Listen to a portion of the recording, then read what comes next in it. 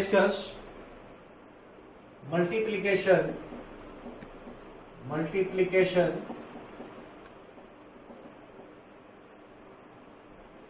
of matrices.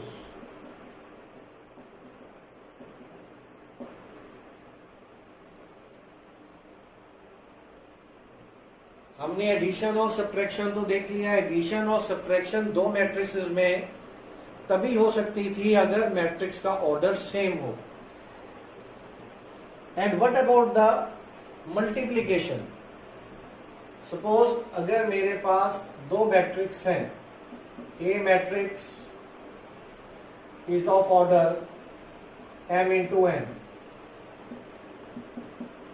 and other matrix B is of order p cross q.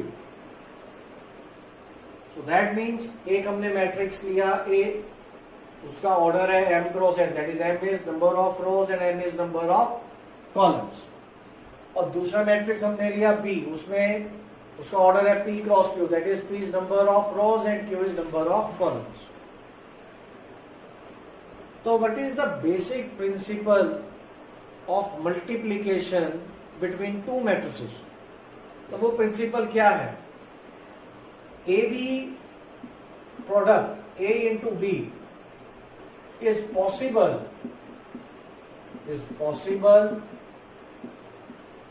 only when number of columns of A is equal to number of rows of B. जो भी आप matrix पहले लिख रहे हैं, suppose A आप पहले लिख रहे हैं तो A becomes the first matrix, B आप बाद में लिख रहे हैं तो B becomes the second matrix. तो जो भी आप पहले मैट्रिक्स लिखेंगे दैट इज उसका आपने कॉलम्स लेना है, that is column of the first matrix that is A should be equal to rows of the second matrix. तो अगर ये इक्वल होंगे तभी मल्टीप्लिकेशन पॉसिबल नहीं है। डिफरेंट ऑर्डर के मैट्रिक्स मल्टीप्लाई कर सकते हैं, सेम ऑर्डर के तो कर ही सकते हैं, डिफरेंट ऑर्डर के भी मल्टीप्लाई कर सकते हैं, लेकिन उसके जो फर्स्ट का नंबर ऑफ कॉलम्स और सेकेंड मैट्रिक्स का number of rows that must be equal, तभी वो मल्टीप्लाई होंगे। तो अब अगर आपके पास n और p इक्वल होगा, that is n should be equal to q। तो n आपके पास सेम होना चाहिए, यानी कि जो आपके पास A मैट्रिक्स है वो किस ऑर्डर का होगा? m cross n। तो B मैट्रिक्स B किस ऑर्डर का होना चाहिए?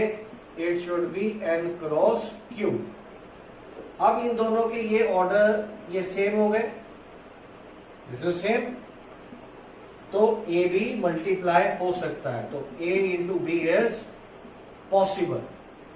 लेकिन जो अब नया मैट्रिक्स बनेगा, ऑटोमेटिकली जब मैट्रिक्स को मल्टीप्लाई करेंगे तो मैट्रिक्स को मल्टीप्लाई करने के बाद मैट्रिक्स ही आएगा। तो जब मैट्रिक्स को मल्टीप्लाई करने के बाद मैट्रिक्स आएगा, वो भी उसका भी कोई ना कोई ऑर्डर होगा। तो उसका ऑर्डर क्या होगा? वो जो नया ऑर्डर होगा वो क्या होगा? m cross q। तो जो नया ऑर्डर होगा वो क्या होगा? वो तो हमने सेम ले लिया, तो the number of rose of A and the number of columns of B that will form the order of AB multiply करने के बाद। So this is the basic principle of multiplication of two matrices. अब हम एक example लेंगे। Now let us take one example.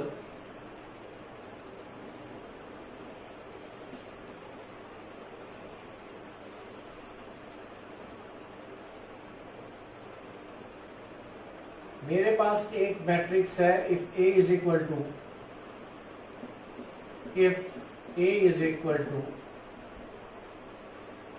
1, 2, 3 and it is 4, 5, 6, and I have a matrix, another matrix B. It is 3, 1, 2, 3 and 1, 2. So this is a matrix B. You have to find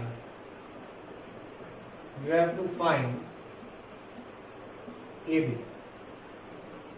हमें AB find out करना है. We have to find AB. अब पहले हमने ये check करना है कि क्या ये दो मैट्रिक्स की मल्टीप्लिकेशन हो भी जाएगी, और अगर हो जाएगी तो वो मल्टीप्लिकेशन कैसे करनी है. तो पहले हम पहले क्वेश्चन का आंसर ढूंढते हैं कि क्या ये मल्टीप्लिकेशन हो भी जाएगी. Now if we have to find A B, तो पहले हम ए का ऑर्डर देखते हैं.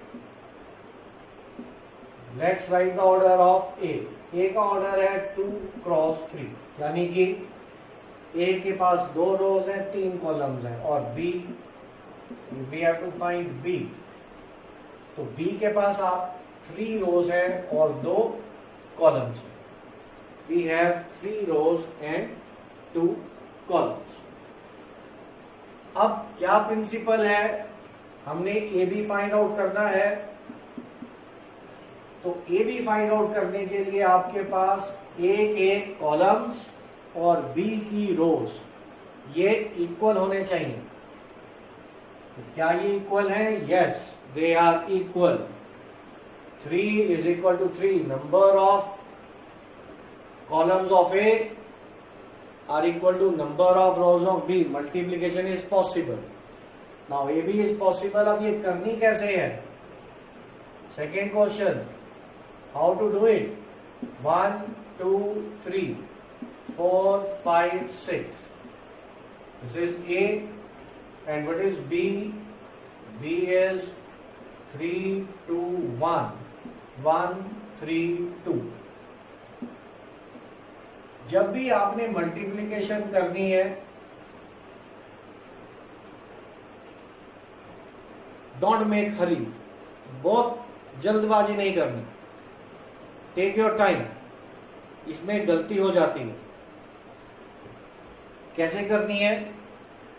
सबसे पहले मल्टीप्लिकेशन होती है रो वर्सेस कॉलम. रो से मल्टीप्लाई नहीं होती, रो कॉलम से मल्टीप्लाई होगी.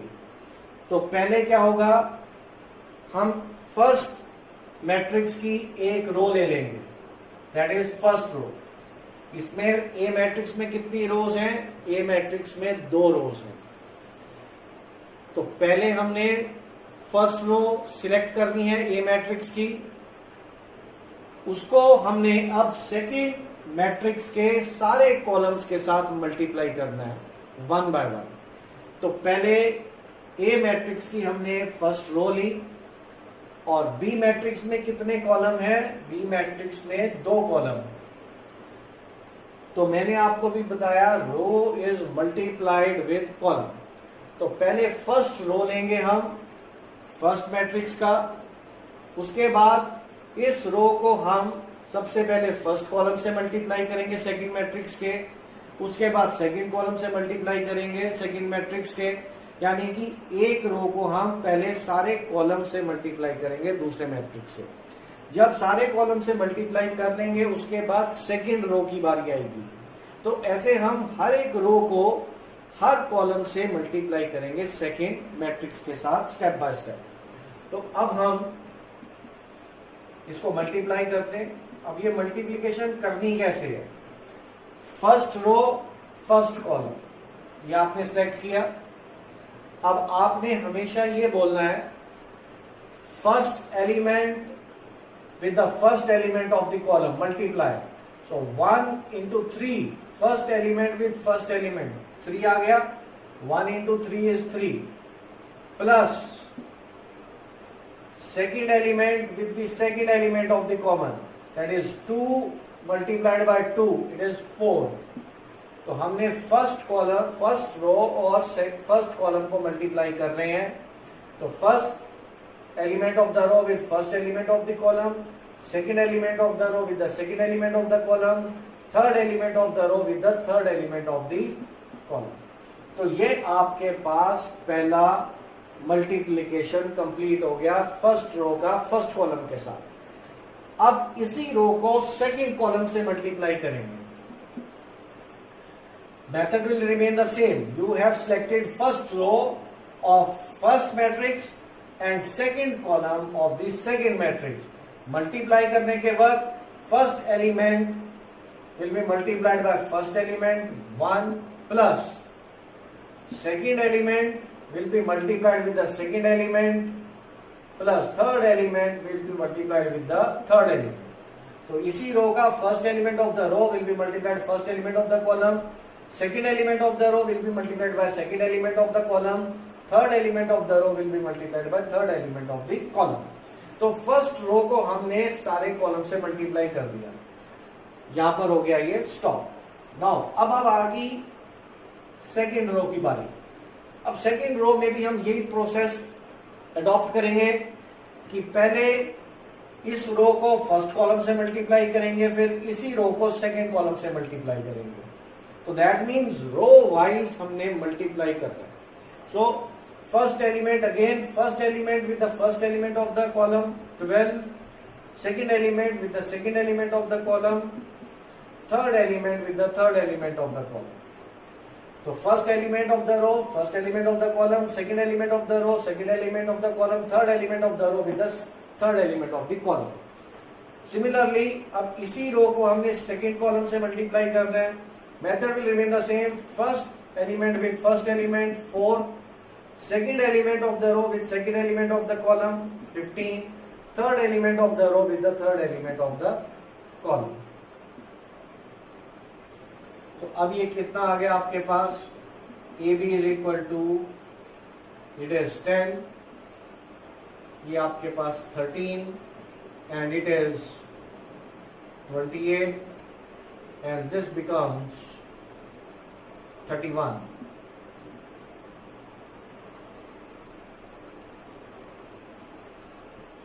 So 10, 13, 28 and 31. This is AB. ऐसे मल्टीप्लिकेशन आपने करनी है रो वर्सेस कॉलम।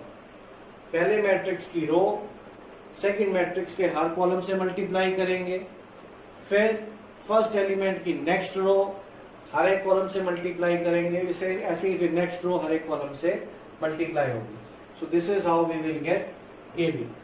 नाउ इसी क्वेश्चन में अगर हमें ये आ जाए फाइंड BA, नाउ इसी में ही हमने फाइंड AB तो हमने कर लिया।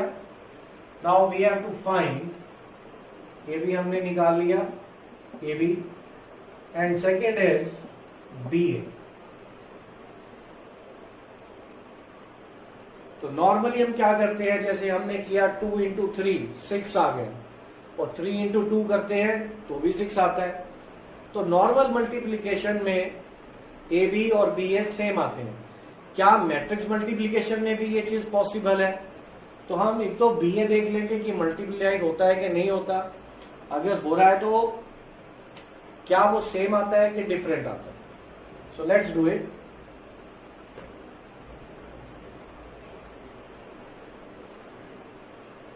पहले तो हम ये देखना है कि आप BA पॉसिबल है।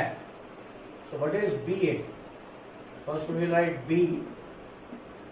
B का ऑर्डर कितना है आपके पास? That is 3 cross 2 and A का ऑर्डर है आपके पास 2 cross 2।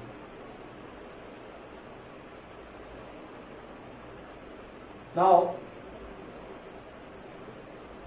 Number of columns of first is equal to number of rows of second. तो yes, multiplication is possible. तो आपने ये तो देख लिया AB क्या आया? AB आ गया 10, 13, 28, 31. It is of order 2 cross 2. Now we will find BA.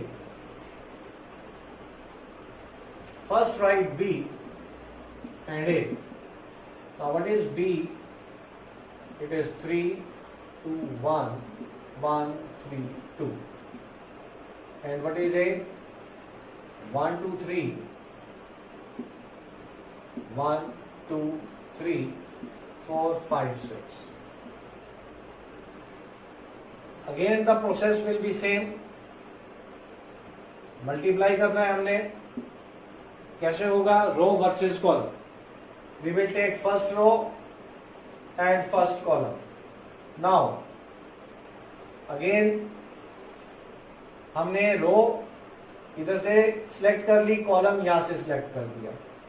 First element of the first row will be multiplied by first element of the first column plus second element of the first row will be multiplied second element of the column. ये खत्म हो गया यहां पे. अब इसी रो को, because we have to multiply a row with every column of the second matrix, तो इसी तरह हम अब सेकेंड रो से मल्टीप्लाई करेंगे. First element with first element 6, second element with second element it is 5. अब ऐसे ही इसको थर्ड कॉलम से मल्टीप्लाई करेंगे. First with first element it is 9, second with second element it is 6. अब हमने इस रो को एवरी कॉलम से मल्टीप्लाई कर दिया. अब आएगी सेकेंड रो की बारी. ये भी ऐसे ही होगा. Second row first column, first with first element plus second with second element. अब यही रो सेकेंड कॉलम के साथ मल्टीप्लाई होगी. First with first element plus second with second element. अब यही रो थर्ड कॉलम से मल्टीप्लाई होगी. First with first element plus second with second element. अब इस रो को भी हमने हर कॉलम से मल्टीप्लाई कर दिया. Now come to the third row. ये रो अब पहले कॉलम से मल्टीप्लाई होगी. First with first element plus second with second element. Again यही रो अब सेकेंड कॉलम से मल्टीप्लाई होगी. First with first element plus second with second element. अब यही रो थर्ड कॉलम से मल्टीप्लाई होगी. First with first element plus second with second element. So BA will come out to be 7, 14, 9, 11, 19, 12, 15, 24 and 15. अब ये AB BA किस order की आई है? जो रिमेनिंग था 3 क्रॉस 3 की, और AB किस ऑर्डर का था? 2 cross 2. Order is not same, so matrices are not equal. तो मैट्रिक्स मल्टीप्लिकेशन में A B is not always equal to B A. So that means matrix multiplication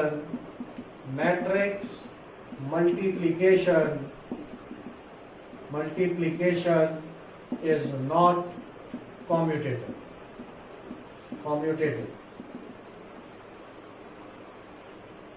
तो इसी को हम कंटिन्यू करेंगे मल्टीप्लिकेशन को ही नेक्स्ट लेक्चर में. तब तक आप कुछ क्वेश्चंस प्रैक्टिस करो अपनी एनसीईआरटी बुक से. मल्टीप्लिकेशन की एक एक्सरसाइज उन्होंने दी हुई है. Go and practice from NCERT book, और लॉजिक आपने यही यूज करना है. ओके, इसमें मिस्टेक होती है, आपको प्रैक्टिस करनी होगी. Okay, thank you.